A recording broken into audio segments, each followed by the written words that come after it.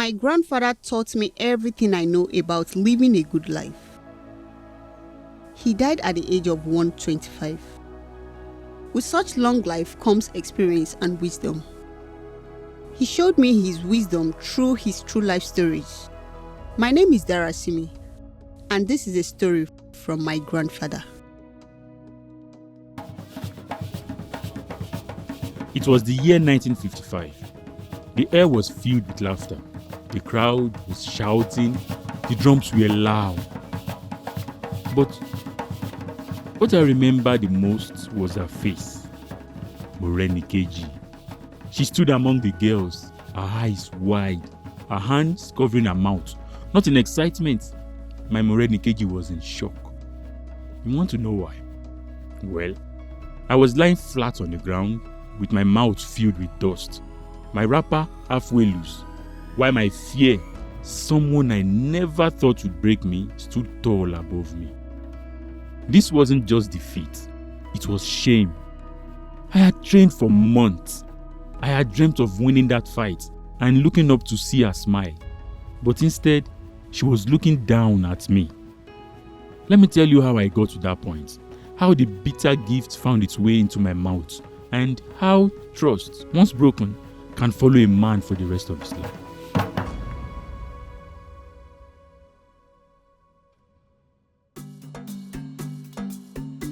It was the season of the New Yam Festival. I was 14. And that year, the elders decided to add a wrestling match for the boys. Our names were drawn from a calabash the night before, but nobody told us who we'll be facing until the very morning.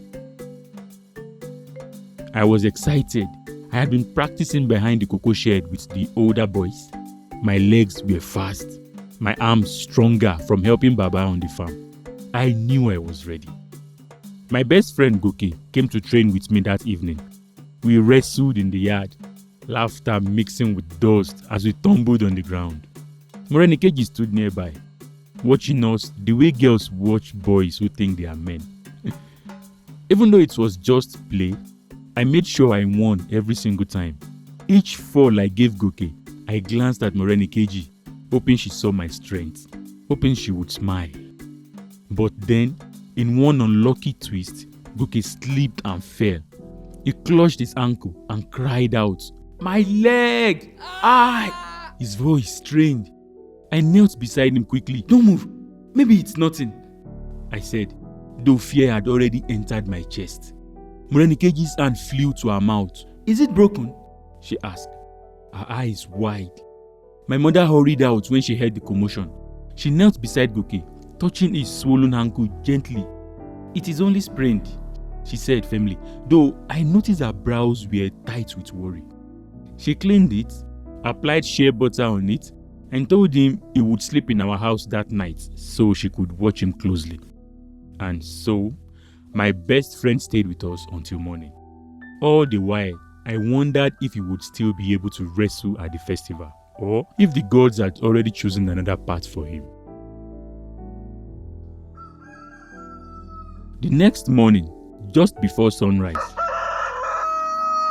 Baba Araba came to our house. That was not a small thing. The chief priest doesn't visit people without reason. He was already old, with grey lines across his face like folded cloth. My best friend Goke and I watched through the window as Baba Araba spoke to my father. He greeted my father and said, "Today, watch that boy well. Something heavy is tied to his march. The spirits are now awake." I see my father nodding respectfully, and soon after, Goke left to get ready for the festival. As I stepped out to prepare myself, I noticed a commotion near our compound wooden gate. It was Iyadisa, the mad woman in our village, though she never harmed anyone. Her hair was wild, her eyes jumped around like she saw things no one should. The villagers avoided her like a bad dream. She was pushing through the neighbors, calling out in a trembling voice, "The boy! I need the boy!" My father shoved her back, saying, "Go away, yeah? Your madness will cause the festival." She looked desperate, clutching her herb inside her fist. For a moment, our eyes met each other. I felt the chill in my bones. But my father pulled me back inside, saying, "Don't mind the mad woman. She's not worth the trouble." I didn't think much of it then, but later I wish I had.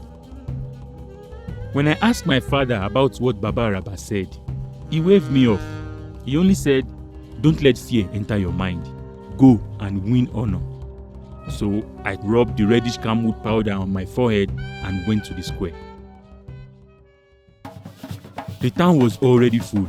Drums beating, hawkers shouting, goats running between people's legs. But my eyes kept searching for her, Morenikeji. Suddenly, I felt a tap on my shoulder, and there she was. She pulled me aside, behind the raffia shed where they were selling akara. "I have something for you," she said, while smiling. I looked at her, and then at the yam in her hands. "You know you need your strength today," she said softly. She held out a small slice of yam. "Please, eat it for me. I want to see you win," and ate the yam right there. Then she slipped a brown and red beaded bracelet onto my wrist. The colors twisted like earth and fire. "And this is a gift from me," she whispered, her fingers staying longer on my hands than usual. "Please win, and I have something even better for you after. Something just for us." 2 gifts and a promise. I smiled like a fool. I thought the gods themselves have chosen to bless me through her. But as I stepped out from behind the raffia shed, a hand grabbed mine, firm but shaking. It was Yadisa again. Her eyes were wide, almost teary. "Boy, did you take the gift?"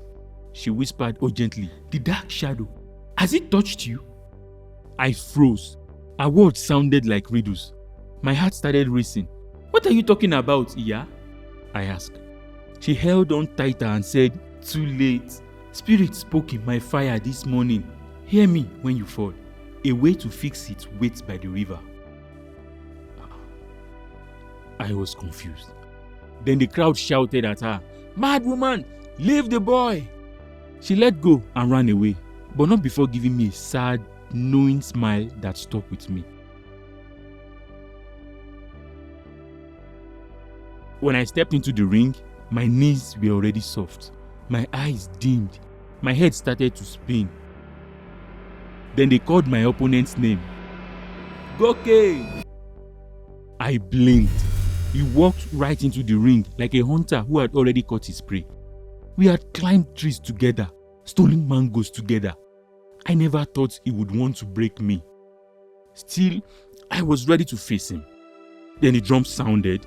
We circled each other. He struck first. His grip was stronger than usual. My arms felt heavy. I tried to counter, but my balance was gone. Before I could blink, he had lifted me up. And with one loud cheer from the crowd, I landed flat on my back. The world spun. My lips were coated with dust. I struggled to get up. My strength had all left me. And through all the noise, I saw only her, Morenikeji, with her hand over her mouth, while my friend, Goke, stood tall above me.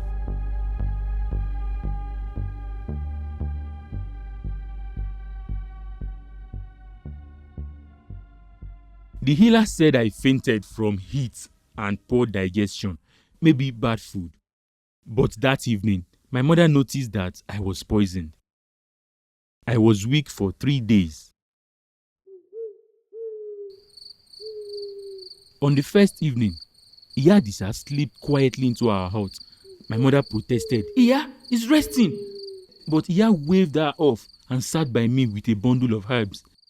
"I tried, small one," she said softly, pressing a cool leaf to my forehead. Iyadisa noticed the bracelet on my wrist. She said, "Keep that bracelet close. It might lead you one day. Too late for the fight, but not for your heart." Her voice was tender, like a lullaby.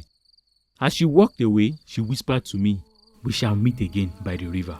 She hummed softly and left before anyone else came.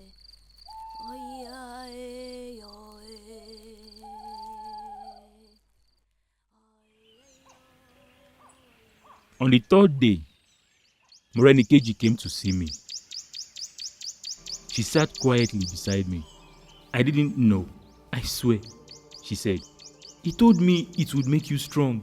He said he didn't know who you would be fighting, but that you must eat it before the match. I stared at her, confused. Who? I asked her. Her eyes were already wet. It was Goke. He gave me the yam. Something inside me cracked. Not loudly, just quiet and deep, like a calabash splitting in the night. I didn't shout. I didn't cry. I just sat there, remembering how I had trusted them both without question. How I thought the fight was between boys, not heart. How I had eaten poison with joy because it came from someone I loved. I don't know what hurt more, my back from the fall or my heart from... That was the day I learned that even the sweetest smile can carry the sharpest stone behind it. I forgave Goke, not that day, not even that year. I had to, because forgiveness is not for the one who hurt you. It is for you carrying the wound. Still, bitterness has a way of following a man. And years later, it led me to do something I still regret. That story, I will tell you another time.